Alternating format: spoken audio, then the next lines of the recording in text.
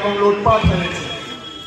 আমাদের নেতা ডাক্তার শফিকুর রহমান উনি ঘোষণা করেছেন এবার 10 দলের লড়াই হলো দুর্নীতির বিরুদ্ধে লড়াই।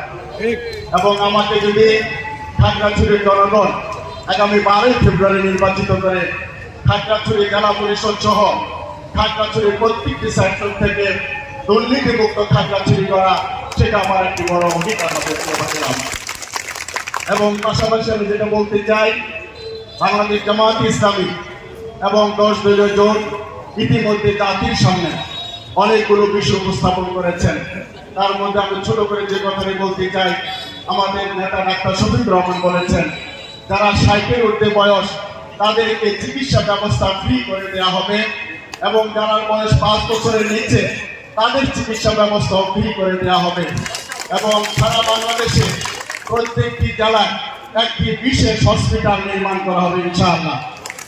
প্রিয় ভাইয়েরা, এরপরে যে কথাটি বলে আমি শেষ করতে চাই সেটা হলো আগামী দিনে আমাদের যদি নির্বাচিত করা হয়, এখানে রাজনৈতিক দ্বন্দ্ব সংঘাত অনেক কিছুই থাকে। আগামী দিনে খাগড়াছড়ির জনগণ, সর্বস্তরের জনগণ যদি ধর্ম নির্বিশেষে আমাকে নির্বাচিত করে, এখানকার প্রতিটি রাজনৈতিক কর্মী আমাদের কাছে নিরাপদভাবে অবস্থান করবে ইনশাআল্লাহ।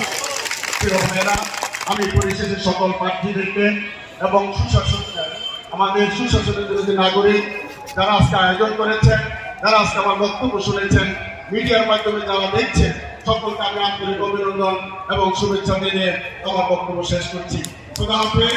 বাংলাদেশ জিন্দাবাদ, জিন্দাবাদ। আসসালামু আলাইকুম ওয়া রাহমাতুল্লাহ।